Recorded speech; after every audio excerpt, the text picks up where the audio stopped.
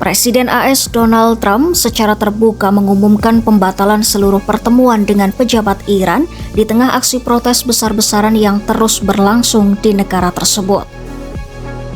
Tak hanya itu, Trump juga menyerukan agar para pengunjuk rasa dalam tanda kutip mengambil alih lembaga-lembaga negara di Iran.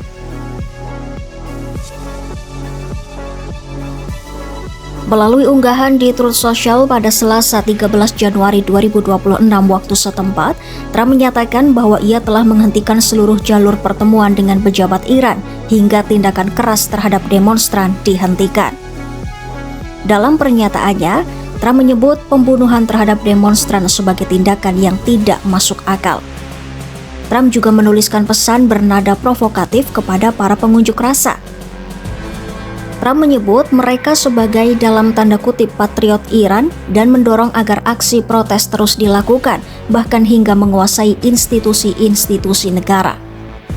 Dalam unggahan itu pula, Trump mengklaim bahwa bantuan sedang dalam perjalanan, meski tidak menjelaskan secara rinci bentuk bantuan yang dimaksud. Ketika ditanya wartawan mengenai maksud dari pernyataannya soal bantuan, Trump menolak memberikan penjelasan. Ia hanya mengatakan bahwa publik harus mencari solusinya sendiri.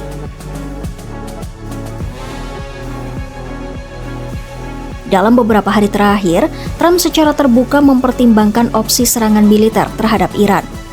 Ia menegaskan bahwa respon keras pemerintah Iran terhadap para demonstran bisa memicu tindakan militer dari Amerika Serikat. Selain ancaman militer, Trump juga mengumumkan kebijakan ekonomi baru. Negara manapun yang masih berbisnis dengan Iran akan dikenakan tarif sebesar 25%. Langkah ini dipandang sebagai upaya menekan Teheran agar tunduk pada tuntutan Washington.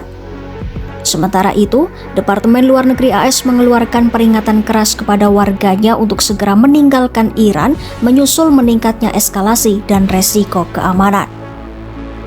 Di lain sisi, dalam wawancara lanjutan dengan CBS News, Trump kembali mengancam akan mengambil tindakan yang sangat tegas jika pemerintah Iran mengeksekusi para demonstran.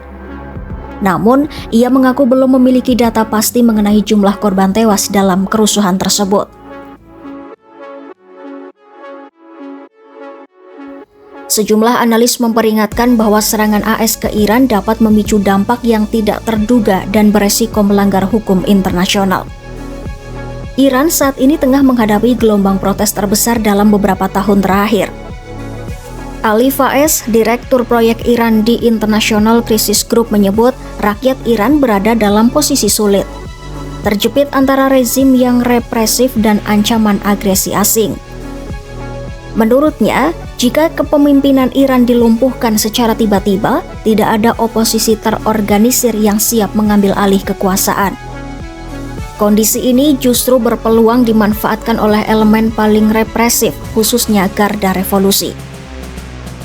Faiz memperingatkan, Iran bisa terjerumus ke dalam konflik sipil berdarah seperti yang pernah terjadi di Libya, Suriah, Yaman, atau Irak. Di tengah ketegangan ini, jumlah korban terus meningkat. Lembaga aktivis hak asasi manusia yang berbasis di AS melaporkan lebih dari 2.400 orang tewas. Sementara media pemerintah Iran menyebut lebih dari 100 personel keamanan menjadi korban. Namun, angka-angka tersebut belum dapat diverifikasi secara independen. Pemadaman internet di Iran selama beberapa hari terakhir membuat arus informasi sangat terbatas.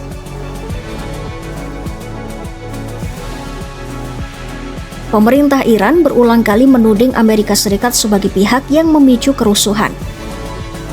Sementara itu, sejumlah negara berupaya meredakan ketegangan. Qatar dan Prancis, sekutu utama AS di luar NATO, melakukan komunikasi diplomatik dengan Teheran. Kedua negara menegaskan dukungan terhadap solusi damai untuk mencegah konflik semakin luas.